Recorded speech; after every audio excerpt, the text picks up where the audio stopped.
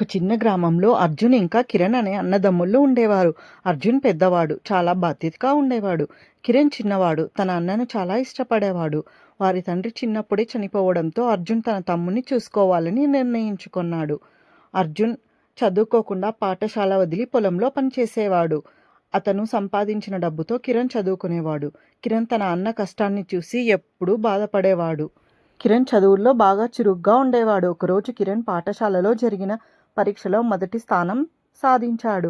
గురువు అతనిని మెచ్చుకొన్నారు. బహుమతి ఇచ్చి, నీ విజయానికి కారణం ఎవరు అని అడిగారు కిరణ్ని. కిరణ్ కళ్ళల్లో నీళ్లు వచ్చాయి. మా అన్న అర్జున్ నా కోసం చదువు కూడా వదిలేశాడు. అతని కష్టం వల్లే నేను ఇక్కడికి వచ్చాను అని చెప్పాడు. అది విన్న గురువు ఇంకా విద్యార్థులు చప్పట్లు కొట్టారు.